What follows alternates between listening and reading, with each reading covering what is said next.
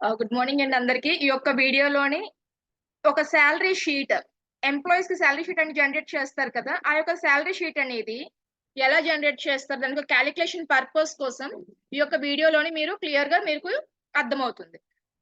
Firstly ఈ యొక్క salary షీట్‌కి మీకు జనరేట్ చేయడానికి మీరు ఎంప్లాయీ ఐడీ, అలానే ఎంప్లాయీ యొక్క నేమ్, బై ద మీన్వల్ డెసిగ్నేషన్, వాళ్ళ యొక్క బేసిక్ సాలరీ అనేది మీరు డిఫాల్ట్‌గా శాంపుల్‌గా మెన్షన్ చేసుకోండి. ఇదంతా మన ప్రాక్టీస్ పర్పస్ కాబట్టి మనం డిఫాల్ట్‌గా శాంపుల్‌గా కొన్ని ఎంప్లాయీ నేమ్స్ అనేవి తీసుకుంటున్నాం. అలానే వాళ్ళ యొక్క డెసిగ్నేషన్స్. తదుపరిగా basic salary. వాళ్ళ యొక్క డెసిగ్నేషన్ దాని యొక్క రిలేటెడ్‌గాన బేసిక్ సాలరీ అనేది మెన్షన్ చేయండి. అండ్ దెన్ మనం బేసిక్ సాలరీ తర్వాత బేసిక్ సాలరీ మీ శాంపుల్‌గా మీరే మీ యొక్క ఓన్ ఎస్టిమేషన్‌తో మీరు అక్కడ మెన్షన్ చేయాల్సి ఉంటది. తర్వాత మనం హెచ్ఆర్ అనేది కాలిక్యులేట్ చేస్తారు. హెచ్ఆర్ఏ అంటే ఇక్కడ నేను కింద మెన్షన్ చేశాను చూడండి. House rent allowance. ప్రతి ఒక్క కంపెనీ అయినా, ఇండస్ట్రీ అయినా సరే, ఆ యొక్క పర్టిక్యులర్ ఎంప్లాయీకి ఆర్ ఎంప్లాయీస్‌కి హౌస్ రెంట్ అలవెన్స్ అనేది కొన్ని కంపెనీస్ అండ్ కొన్ని ఇండస్ట్రీస్ అనేది ప్రొవైడ్ చేస్తాయి. ఆ యొక్క అలవెన్స్ అనేది ఒక 15% అవ్వచ్చు, లేకపోతే 12% అవ్వచ్చు, లేదా 30% బేసింగ్ ఆన్ కంపెనీస్ బట్టి ఆ యొక్క హౌస్ రెంట్ అలవెన్స్ అనేది డిపెండ్ అయ్యి ఉంటది. ఫర్ ఎగ్జాంపుల్‌గా నేను ఇక్కడ ఎంతంటే తీసుకుంటానంటే, ఫర్ ఎగ్జాంపుల్ 30% అని నేను తీసుకున్నాను హౌస్ రెంట్ అలవెన్స్. ఆ యొక్క హౌస్ రెంట్ అలవెన్స్ అనేది ఎలా కాలిక్యులేట్ చేస్తారు? హెచ్ఆర్ఏ. దానికి మీరు formula equal to basic salary యొక్క cell address with the meanwhile మనం ఎంత అనుకున్నాం? హెచ్ఆర్ఏ అనేది శాంపుల్‌కి మనం 30% అనుకున్నాం. 30% అనేది మెన్షన్ చేయండి. మెన్షన్ చేసి ఎంటర్ మీద క్లిక్ చేస్తే మీకు ఆ యొక్క అమౌంట్ అనేది మెన్షన్ అవుతుంది. రిమైనింగ్ యొక్క సెల్స్ కూడాన వాటిని డ్రాగ్ చేస్తే రిమైనింగ్ సెల్స్ కూడా అది ఆటోమేటిక్‌గా ఫిల్ అవుతుంది.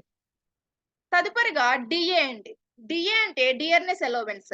ఇది మోస్ట్‌లీ కొన్ని కంపెనీస్‌లోని కొన్ని గవర్నమెంట్ వాళ్ళు మనకి వీళ్ళు ప్రొవైడ్ చేస్తూ ఉంటారు. అందరూ కాదు కొంతమంది డియరెన్స్ అలవెన్స్ అనేది. వీటిని ఎలా కాలిక్యులేట్ చేస్తారంటే, దీన్ని కూడా మనం బేసిక్ సాలరీ ఇంటూ దీనికి అంటూ ఒక పర్సెంటేజ్ ఇది కూడా మీ యొక్క ఎలిమినేషన్ అనేది తీసుకోండి. నేను బేసిక్ అనేది 15 తీసుకున్నాను. తీసుకొని పర్సెంటేజ్ మెన్షన్ అనేది చేసుకొని షిఫ్ట్ పట్టుకొని మీరు 5 అనేది క్లిక్ చేస్తే మీకు పర్సెంటేజ్ సింబల్ అనేది వస్తది. Just click on enter. తర్వాత ఆ యొక్క సెల్ అనేది యాక్టివేట్ చేసుకొని డ్రాగ్ డౌన్ ది కర్సర్. తదుపరిగా ట్రావెలింగ్ అలవెన్స్. టీఏ అంటే ట్రావెలింగ్ అలవెన్స్. దాని కాలిక్యులేషన్ కూడా మన బేసిక్ సాలరీ తీసుకొని ఇంటూ ట్రావెలింగ్ అలవెన్స్ అనేది మీ యొక్క ఎడ్యుకేషన్స్ బట్టి తీసుకోండి.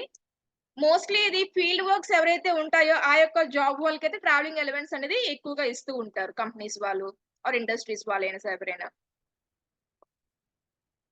తర్వాత ఓటీ అండి. Over time hours. నేను శాంపుల్‌కి కొన్ని హవర్స్ అనేది తీసుకున్నాను ఇక్కడ. మీరు చూసే ఉంటారు ఇక్కడ. నేను శాంపుల్‌కి కొన్ని హవర్స్ అనేది తీసుకున్నాను. ఈ యొక్క ఓటీ ఎంతైతే చేశారని దాని యొక్క కాలిక్యులేషన్ పర్పస్‌కి ఎలా చేస్తారనేది చూద్దాం. ఎందుకంటే మనకి ఓటీ సాలరీ కూడా అది కూడా మీ యొక్క సాలరీలోని ఇంక్లూడ్ అయ్యే మీకది జనరేట్ అవుతుంది కదా! అది ఎలాగసల ఇంక్లూడ్ చేస్తారు? ఎలా కాలిక్యులేట్ చేస్తారు? అనే దాని కోసం ఇప్పుడు తెలుసుకుందాం. ఫర్ ఎగ్జాంపుల్ ఈక్వల్ టు అనేది మెన్షన్ చేయండి. ఫార్ములా ఎప్పుడు స్టార్ట్ అవుతున్నా మనకి ఈక్వల్ టు అనేది మస్ట్ అండ్ షుడ్‌గా ఉండాలి. అలానే ఈ యొక్క ఓటీ కాలిక్యులేట్ చేయడానికి బేసిక్ సాలరీ అనేది తీసుకోండి.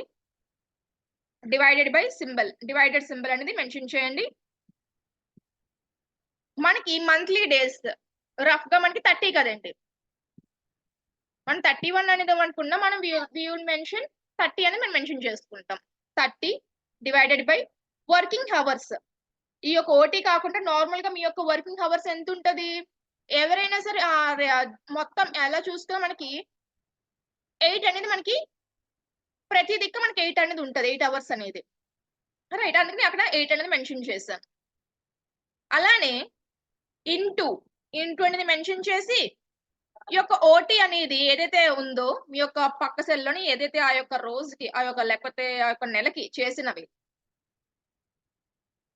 దాన్ని సెలెక్ట్ చేసుకొని ఎంటర్ అనేది క్లిక్ చేయండి. ఆ యొక్క ఓటీ అవర్స్ అని మీకు వస్తాయి. ఓటీ అవర్స్ యొక్క ఎంత చేశారు అనేది. తదుపరిగా మనం తెలుసుకోవాల్సింది గ్రాస్ అండి. గ్రాస్ యొక్క శాలరీ, గ్రాస్ శాలరీ ఎంత వస్తుంది. ఈ యొక్క గ్రాస్ శాలరీకి మీరు చేయాలనుకుంటే దానికి వచ్చేసి formula equal to basic salary plus HRA plus TA and dearness allowance, TA traveling allowance plus ఈ యొక్క ఓటీ హవర్స్ కాకుండా ఓటీ యొక్క అమౌంట్ అనేది మెన్షన్ చేయండి. నేను అందుకని ఇక్కడ నేను సెల్ రేంజ్ అని డిక్లేర్ చేయలేదు, ఒక్కొక్కటి ఇండివిజువల్ గా సెలెక్ట్ చేసుకుంటూ వచ్చాను. And then click on enter.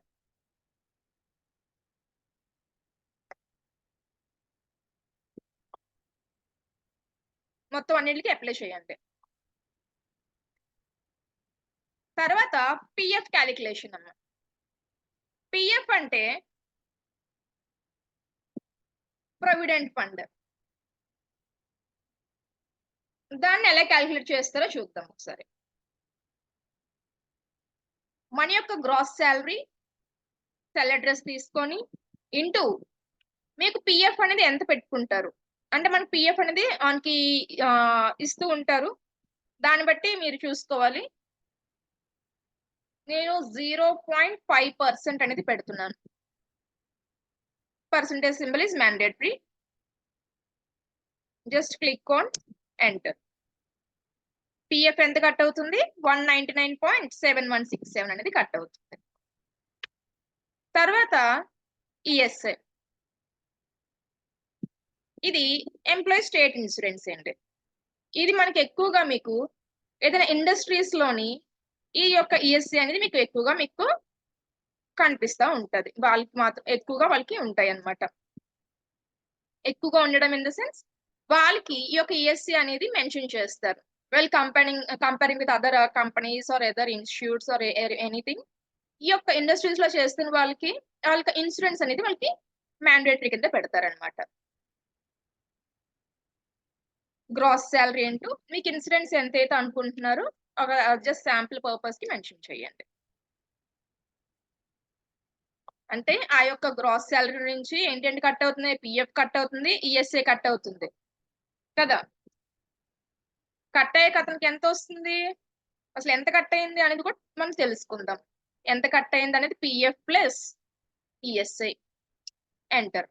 Overall గా అతనికి వచ్చిన దాంట్లోని ఈ పర్టికులర్ పర్సన్ కి 1597.733 అనేది కట్ అయ్యింది.